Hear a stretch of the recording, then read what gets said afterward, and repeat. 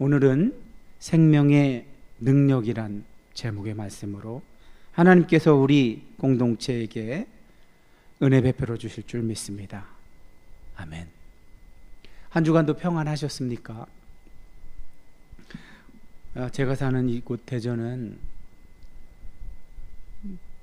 얼마 전까지 폭우가 한 이틀 집중해서 쏟아붓다가 그치자 이어서 곧바로 폭염이 되었습니다. 비가 오거나 날이 덥거나 하는 것은 자연의 자연스러운 현상이죠. 그런데 그 앞에 폭자가 붙기 때문에 우리 연약한 인간들은 이렇게 고난을 겪곤 합니다. 언젠가 우리 은사님께서 제가 살고 있는 대전이 참 살기 좋은 도시라고 그런 말씀을 드렸더니 은사님께서는 살기 좋은데 사는 것을 자랑할 것이 아니고 오히려 우리 믿음의 선진들의 삶을 보면 그렇지 않아서 고난 속에서 연단되고 훈련받아서 이렇게 하나님 기뻐하시는 선하신 삶을 지키며 살 수 있었다고 그런 측면에서 말씀하시는 걸 듣고서 그렇구나. 이 자연세계도 단 열매를 맺기까지 얼마나 이 연단의 과정, 고난의 과정을 겪는지 우리가 잘 알잖아요. 그죠?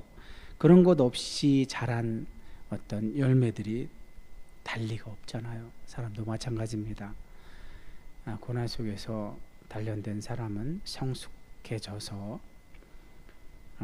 오늘날과 같은 이런 어른의 부재 시대에 그런 어떤 어른의 역할을 하곤 하죠. 자, 지난 3주간 우리가 로마서를 이제 하면서 이 누가가 그리고 있는 사도행전, 제가 예수님의 공생의 기간을 기록하고 있는 복음서는 요한복음으로 했고, 이제 예수님 십자가에 돌아가시고 부활하셔서 승천하신 후에 제자들이 그 예수님이 하신 일을 바통을 받아서 하나님 나라 복음을 맛보고 누리고 전하는 일을 감당해야 하는데, 그걸 기록한 책은 사도행전밖에 없어서 이제 사도행전을 하고 있는 건데, 이 사도행전은 누가라는 사람이 이제 기록을 한 거예요. 그래서 전반부에서는 12사도 중에 베드로와 요한의 사역을 주로 보도했죠. 또 스데반이나 빌립 집사님의 사역도 잠깐씩 보도했고, 후반부에서 지금까지 쭉 바울의 사역을 보도를 했는데, 누가가 그리고 있는 바울과 바울 자신이 고백하고 있는 자신의 글들을 통해서 서로 좀 약간 다르죠. 그죠? 문체가 다르고 색채가 다르죠. 그래서 제가 이 사도행전 속에 바울이 이때쯤 이곳에 와서 이런 책을 썼겠구나 하고 7권을 소개해 드렸는데, 지난주에 이제 로마서를 마지막으로, 바울이 순교 이전에 마지막에 기록한 책이 로마서인데, 그동안에 자신의 어떤 성경에 대한 지식과 그에 대한 해석, 그리고 자신이 선교 여행 동안에 성령께서 주도하시는 그 선교 사역의 삶을 종합해서 로마서라는 책에 모두 담았다고 했었잖아요. 그래서 제가 한 주는 더 이런 바울이 직접 기록한 서신들을 종합하는 시간을 가질까 하다가 그냥 오늘 바로 사도행전 20장으로 돌아왔는데, 아마도 이걸 그냥 곧바로 이 사도행전으로 오면 여러분 벌써 일주일 되었는데 어때요? 지난 칼럼 시간에 물론 제가 복습은 해드렸지만 벌써 잊으신 분도 많죠. 그래서 너무나 바울이 대체 그의 생애 내내 경험한 것이 무엇이고, 또 그 경험을 통해서 자신이 알고 있던 성경에 대한 지식이 정립된 건 무엇인지, 이런 것들을 로마서라는 자신이 기록한 서신에 다 쏟아냈다고 말씀을 드렸는데, 이거를 적어도 짧지만 강력하게 한 번은 정리를 해드리고 넘어가야 될 것 같아서 오늘은 본문을 적게 잡고 중후반부에서 오늘 읽은 말씀에 대한 은혜를 나누고, 먼저 이 바울을 통해서 하나님께서 우리에게 깨닫게 하시려는 것이 무엇인가, 그거에 대해서 먼저 논하고 가겠습니다. 저에게서 늘 떠나지 않는, 제가 목회자로서 이 길을 가건 아니면 단순히 그냥 신앙인으로서 예수 믿는 자로서 이 길을 가건 늘 제게서 떠나지 않는 의문은, 왜 우리는 들은 말씀대로 성경에 기록된 하나님의 말씀이 우리에게 요구하는 대로 살지 않을까? 그것이 늘 제게는 의문이었는데, 이 부분에 대해서 아무래도 우리는 이스라엘 백성은 아니잖아요. 그러니까 유대인도 아니고, 그러니 시공간의 격차가 굉장히 커요. 그래서 현재 예수 믿는 자로서, 지금 여기서 예수 믿는 자로서 한번 왜 이렇게 철저하게 이렇게 아는 것은 그냥 객관적인 정보, 객관적인 지식에 지나지 않고, 이것이 내 삶에 영향을 미치지 못하나를 현대인의 관점에서 다시 한번 돌이켜 볼 때에, 제가 우리 한국 사람으로서 한국에서 대한민국에서 살면서 기독교를 수용해서 이렇게 교회를 다니고 이렇게 신앙생활을 하는 사람의 한 어떤 인격체로서 왜 이런 현상이 벌어질까를 두 동양과 서양의 전통으로 한번 제가 나눠서 짧게 좀 속도 있게 진행을 해볼까 해요. 자, 저 화면에서 보는 것처럼 우린 분명히 머리로 이해하는 내용을 인식하고 있죠. 근데 자, 효도를 해야 한다는 거는 당연하잖아요. 누구나 다 선이라고 생각하죠. 거짓말은 나쁘다고 생각하고. 그러나 효도합니까? 거짓말이 없어졌습니까? 아니잖아요. 그러면 이런 문제는 왜 생기는 걸까요? 개인의 의지력이 약해서일까요? 자, 이 우리 전통에서 대한민국의 어떤 정신사, 가치관, 세계관을 지배해 온 것은 짧게는 근현대사에서 기독교도 영향을 미쳤지만, 그 이전에는 유교와 지식인 사회에서 영향을 미친 것은 유교라고 한다면, 이제 대부분의 백성에게 영향을 미친 건 이런 어떤 샤머니즘적 토속신앙이나 무속신앙이라고 이 두 갈래가 있다고 볼 수 있겠죠. 그랬을 때 어쨌든 그 정신세계를 지배한, 이렇게 암과 실천을 분리한 결정적인 요인을 이렇게 탐구하신 분들이 계세요. 이제 학자들이 연구한 바를 제가 이렇게 PPT로 만들어 본 건데, 제가 만든 건 아니고 노트북 LM의 도움을 받았습니다. 자, 유교는 성리학, 주자학이라고도 하죠. 이 주시라는 사람의 어떤 성리학적 세계관을 우리가 이어받은 건데, 자, 그쪽의 세계관에 의하면 먼저 사물을 이렇게 탐구해서 머릿속에 지식을 쌓은 다음에야 올바른 행동이 나온다고 생각했어요. 그래서 먼저 알고 그 다음에 행동한다. 매우 합리적으로 들리죠. 그러나 현실에서는 지식과 실천을 이렇게 분리해버리면 암과 삶의 단절밖에 낫지 않는다는 거예요. 근데 이것을 극복하려고 하는 시도가 있었다는 거죠. 조선 왕조 500년에 이런 성리학의 영향을 받아서 대부분의 지식인 계층이 그것으로 통치를 했다면, 이제 명나라 시대에 왕양명이라는 철학자가 저 서양에서 소크라테스가 시도한 것처럼 지행합의를 높은 가치로 여겼잖아요. 그런 것처럼 왕양명도 그런 시도를 했었는데 실패했죠. 우리 조선 사회에서. 자, 선지 후행의 문제점은 뭐예요? 이렇게 암과 행암을 나누게 되면 이렇게 먼저 알고 나중에 행한다. 이게 어떤 명사 중심, 정적인 명사 중심 사유를 하다 보니까 분리가 왔죠. 그러나 저런 왕양명 같은 경우는 자, 알의 출처를 내면의 도덕적 감수성, 거기서 우리를 자각한다는 거예요. 그리고 이원으로 분리하지 않았어요. 암과 행함 하나로 보았고, 또 그 히브리인들의 세계관, 언어관처럼 동적인 사건으로 봤죠. 알을.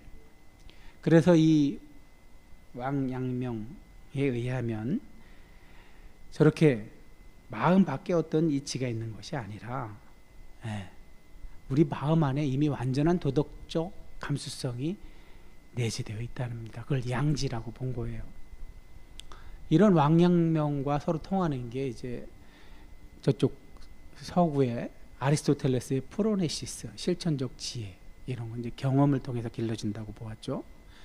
그러나 동양의 왕양명은, 이 말하는 양지는 삶 속에서 본능적으로 발현되는 실천적 감수성이라고 본 거예요.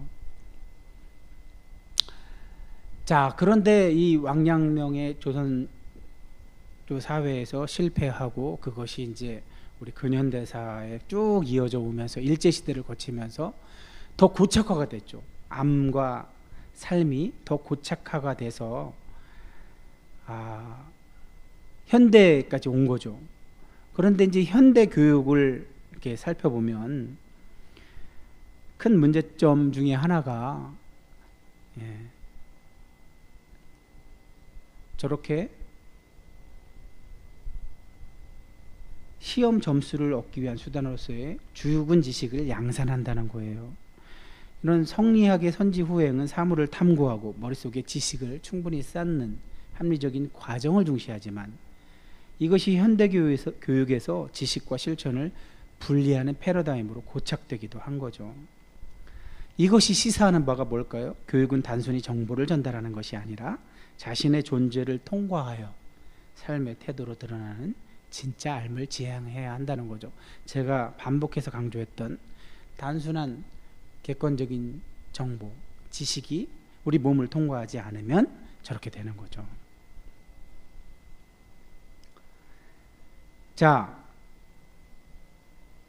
이런 디지털 사회에서 기사를 아까 보여드린 화면처럼 기사를 공유하거나 좋아요를 누르는 것을 실천이라 착각하기 쉽지만, 진정한 삶은 삶의 변화와 감당할 비용을 요구한다는 거죠.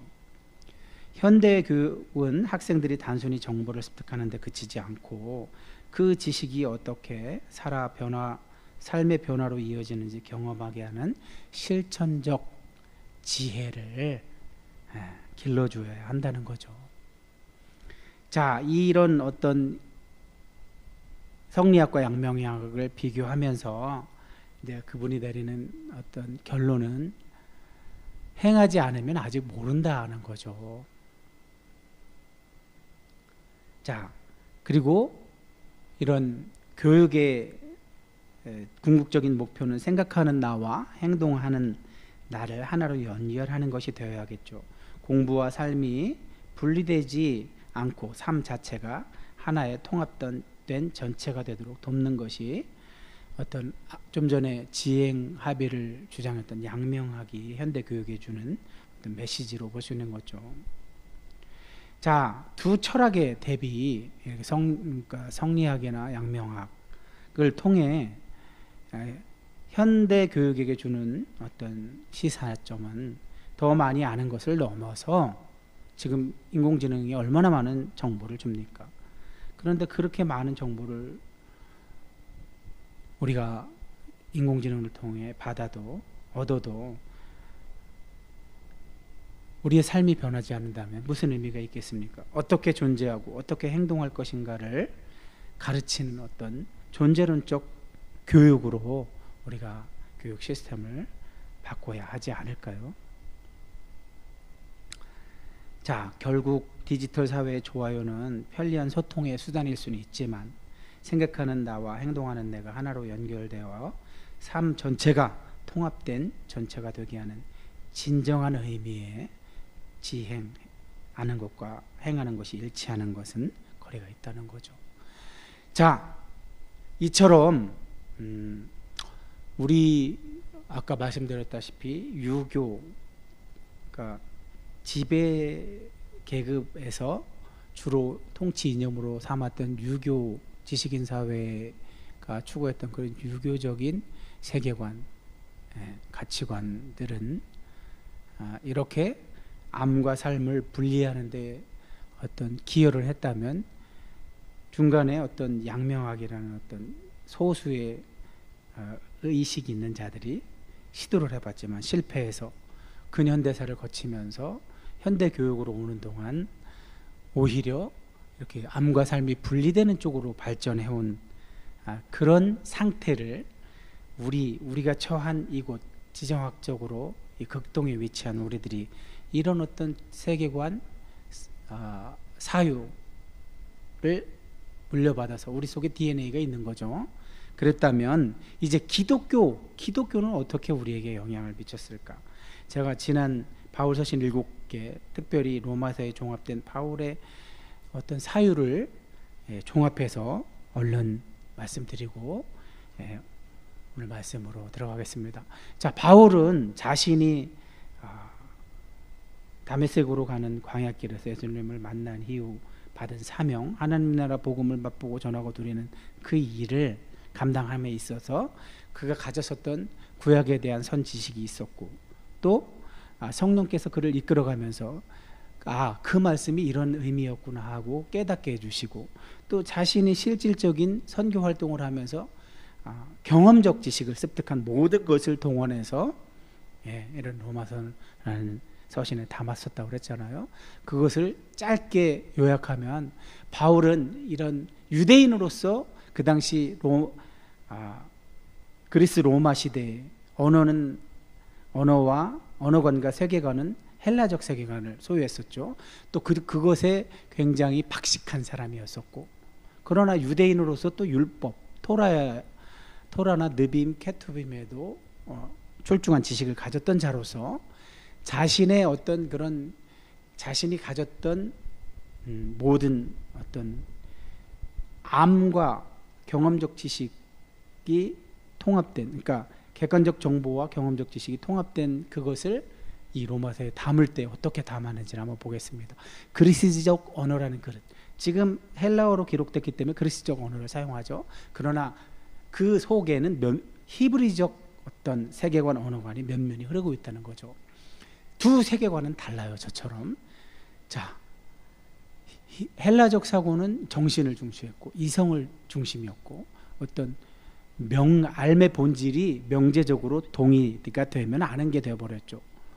그러나 거기에도 철학적 이상, 소크라테스적 이상에는 아는 것과 행동이 일치된다는 그런 가치도 추구했어요. 그러나 저들은 이해하는 게 곧 아는 것이라고 생각했죠. 그러나 히브리적 사고는 어땠어요? 몸과 관계 중심이죠. 전인격적으로 참여한다는 거죠. 야다라는 히브리어가 그걸 아주 우리에게 아주 알려주고 상징하고 있죠. 그래서 언역적 순종과 결합되어서 행하는 것이 곧 아는 것이다. 이처럼 달랐죠. 바울은 이것을 단순한 조화가 아니라 창조적으로 종합을 이뤄냈어요. 자, 그리스적 언어를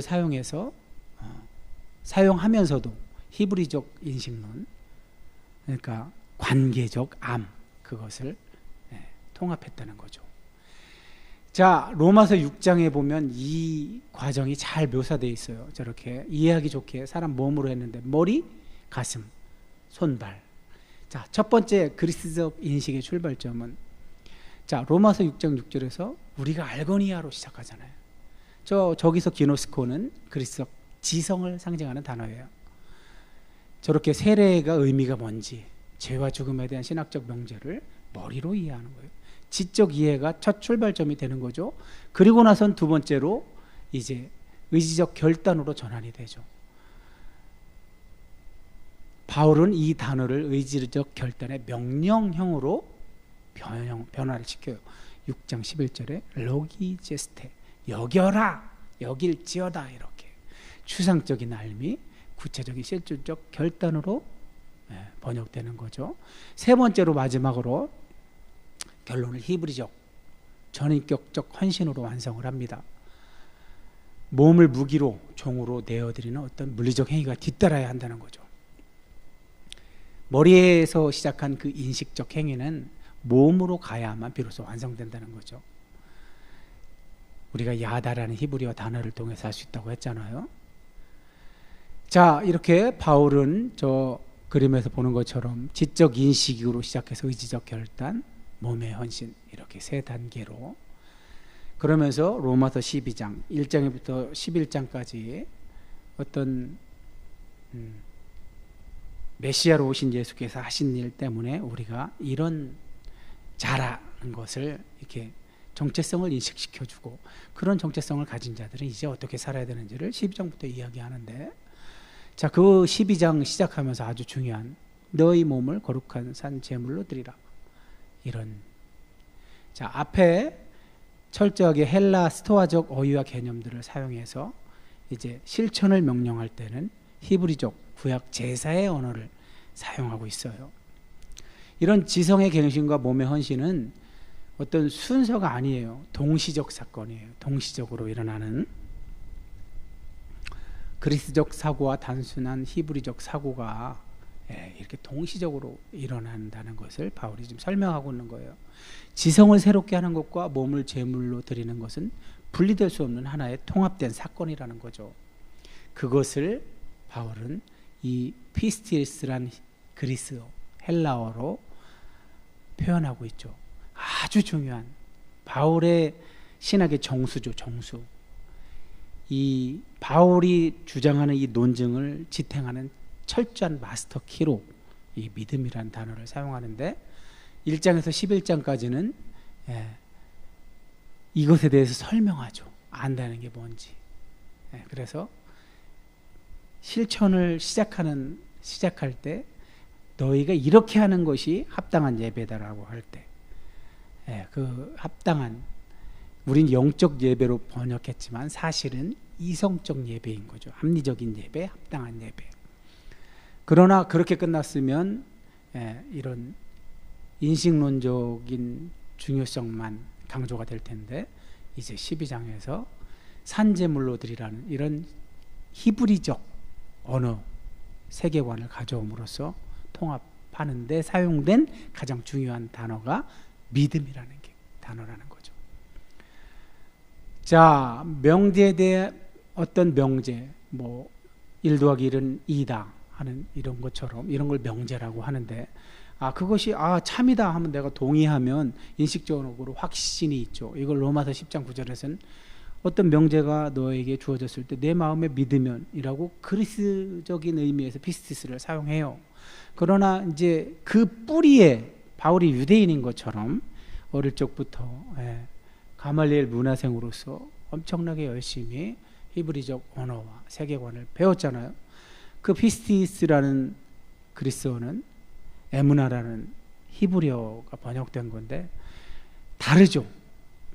앞에 피스티스는 저런 인식론적인 차원의 단어였다면, 에무나는 관계론적, 관계적 신뢰와 지속적인 어떤 삶으로 실천하는 이런 두 개가 면밀하게 통합되어 있다는 거. 그래서 바울은 하박국 2장 4절을 인용해서 로마서 전체의 주제라고 했잖아요. 복음에는 하나님의 의가 나타나서 믿음에서 믿음으로 이르게 하나니 기록된 바 오직 의인은 믿음으로 말미암아 살리라 함과 같으니라. 로마서 17장 전체의 주제 문장이죠. 자, 여기서 우리는 더 이해하기 쉽게 의인은 성경에서 말하는 의인, 지금 바울이 말하는 저 의인은 제가 더 쉽게 어떻게 풀어서 말씀을 드렸었죠. 하나님과 단절되었던 상태에서 예수께서 메시아로 오셔서 하신 일 때문에 다시 연결된 상태, 그 상태에 있는 사람을 의인이라고 한다고 그랬잖아요. 그래서 그런 의인은 이제 믿음으로 말미암아 산대요.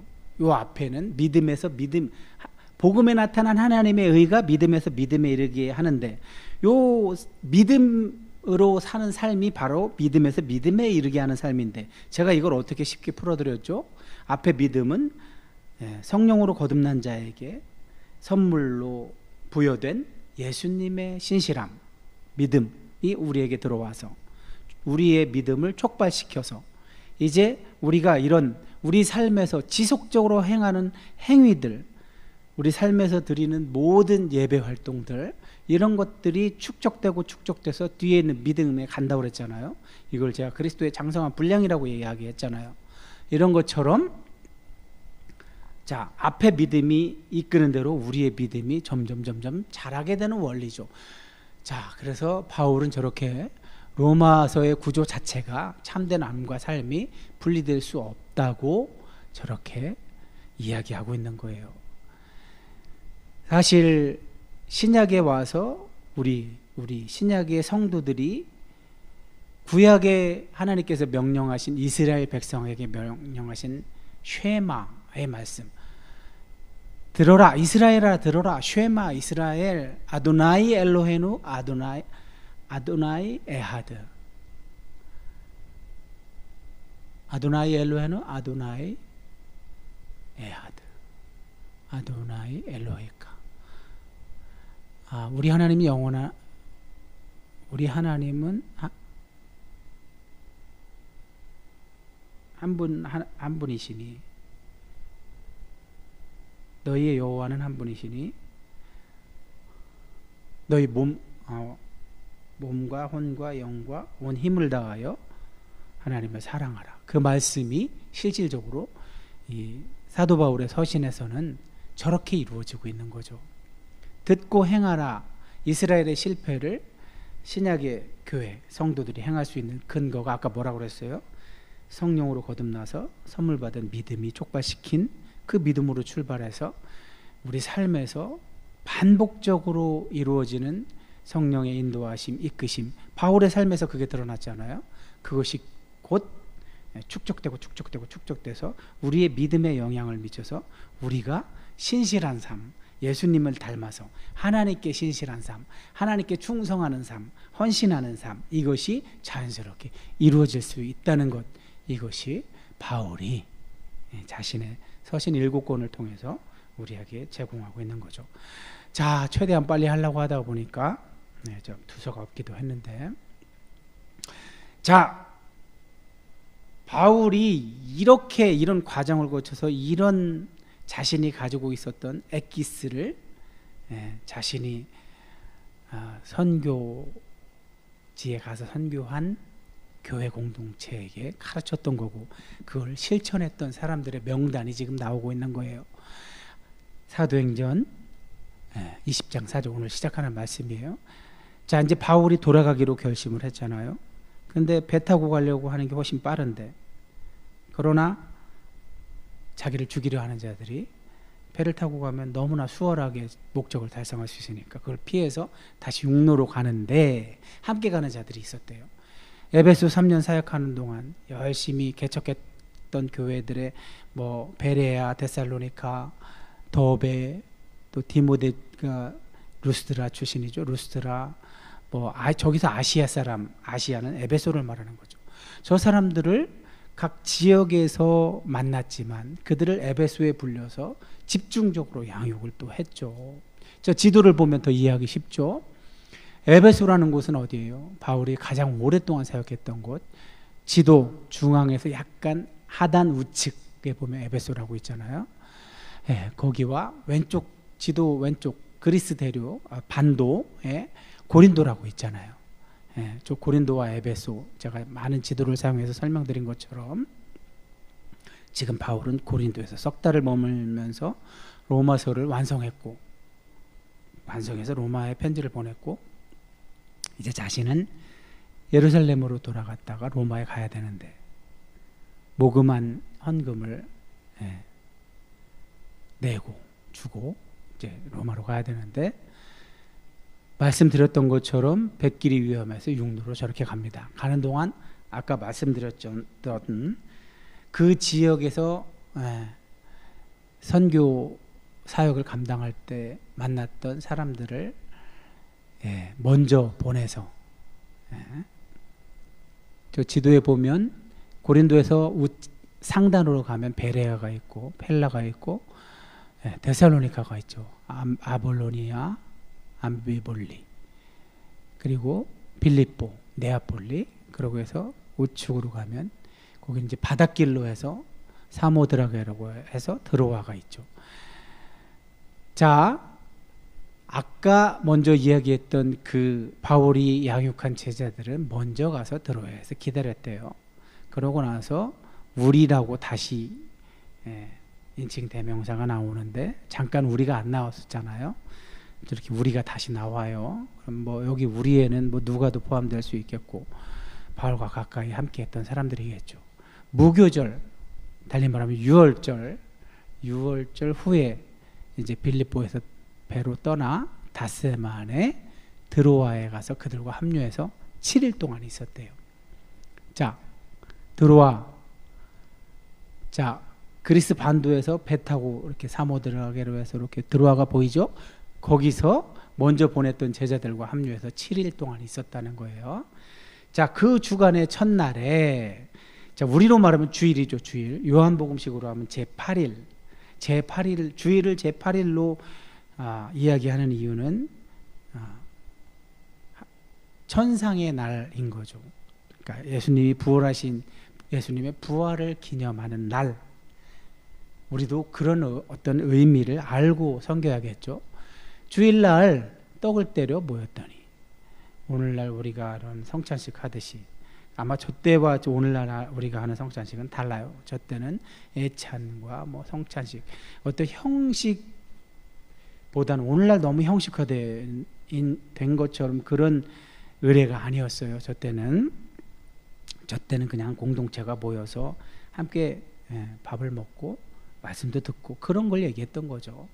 자, 이튿날 가야 되기 때문에 바울이 이제 말씀을 전하고요. 그걸 강론했다고 하죠. 말씀을, 자, 디도가 고린도 교회 소식을 전하려고 올 때 바울이 드로아에서 분명히 전도의 문이 열렸는데도 불구하고 고린도 교회 소식이 너무 궁금해서 배 타고 빌립보에 가서 기다리다가 만나잖아요, 디도를. 그래서 드로아에서 전도를 못했잖아요. 근데 지금 하는 거예요, 지금. 그래서 얼마나 하고 싶었겠어요, 그죠? 문이 열렸는데 못했으니까. 자, 밤중까지 하니까 이제 거기 모인 곳은 다락, 유대인들의 가옥 구조, 늘 다락이 있죠. 좀 널찍하니. 그래서 등불을 켜고 밤중까지 이제 말씀을 전하는데 유도고라는 청년이 그걸 들었대요. 근데 하필이면 창틀 쪽에 걸터 앉아 있었나 보죠.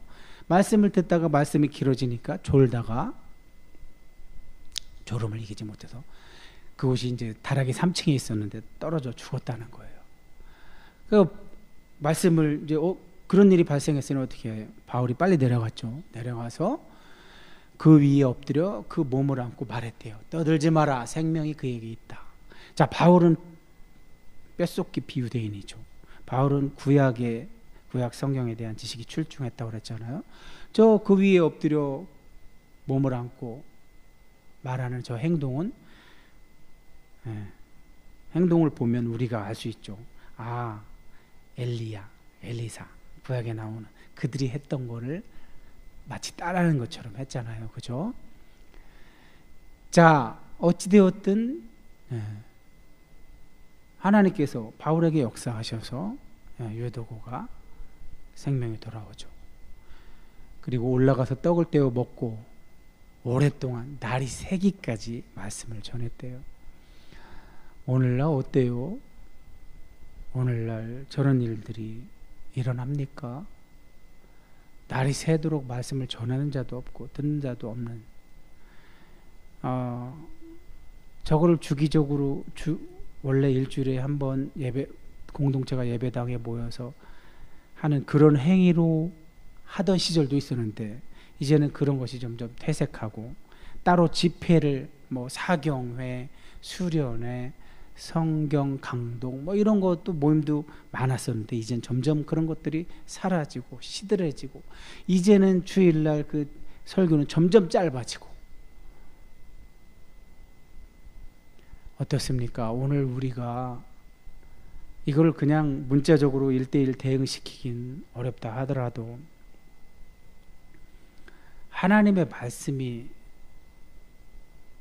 하시면 1분을 말씀을 들어도 단 1분을 들어도 말씀이 사건이 되죠.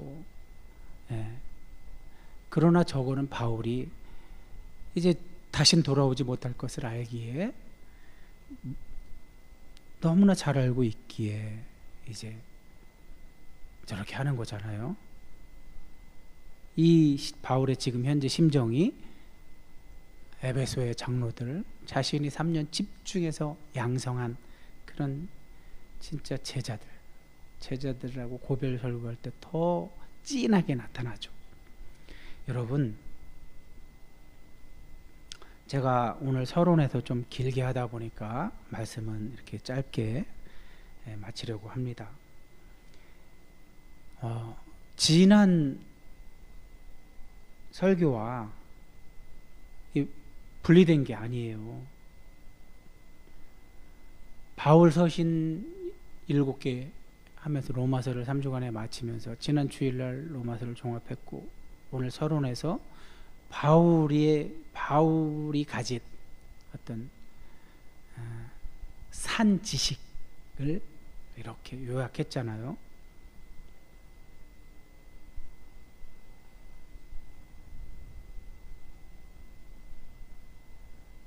오늘 이런 바울 서신을 통해서 바울의 경험을 통해서 요약해드린 그런 내용들, 지금 여기서 대한민국에 살면서 예수를 믿는 자의 정체성을 가지고 이렇게 매 주일 오늘 첫째 날 그 주간의 첫째 날이라고 소개된 주일에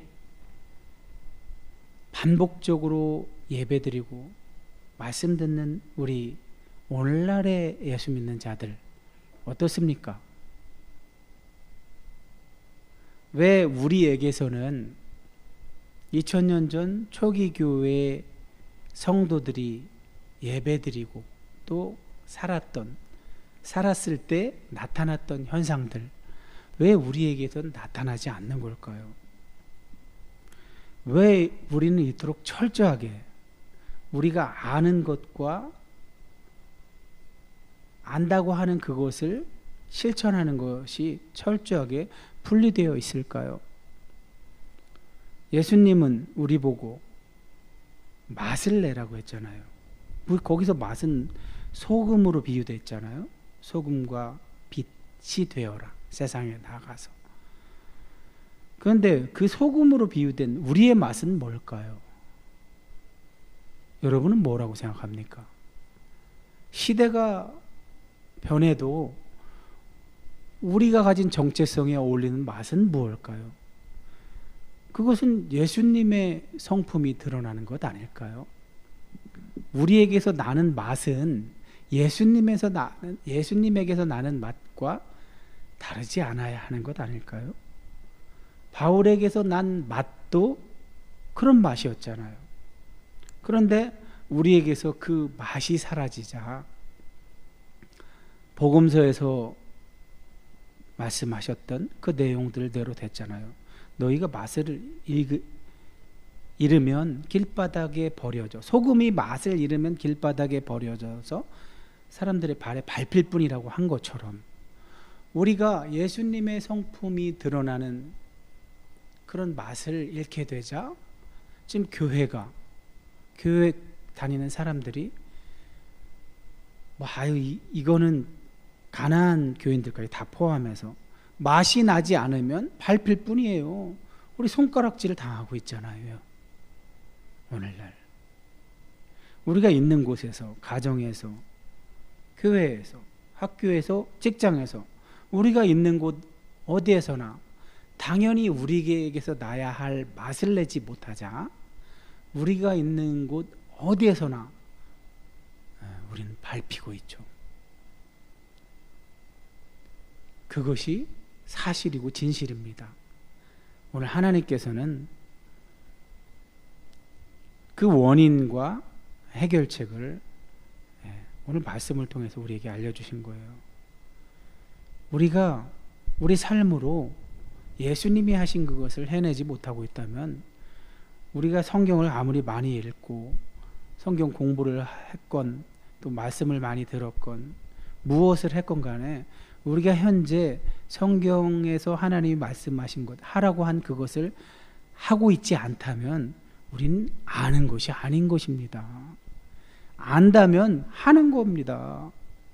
쉐마라는 히브리어에 들어라 하는 말 속에 들어라가 그 히브리적 세계관 언어관에서는 순종하라, 실천하라까지 같이 들어있는 거예요.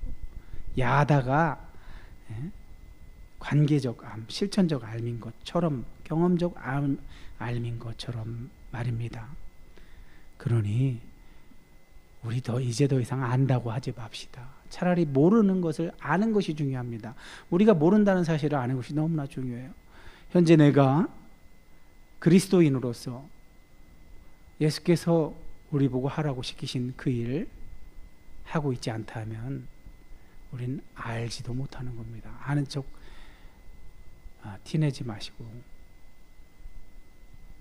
예수님 팔레스타인에 가셨을 때 예수님의 눈에 위선이 가득 보였던 그런 종교 지도자들의 삶처럼 그렇게 살지 말고, 이제 하나님이 우리가 모른다는 사실을 알게 하셨으니 처음부터 다시 시작하는 마음으로 그렇게 살았으면 해서 오늘 이 말씀을 전했습니다. 기도하겠습니다.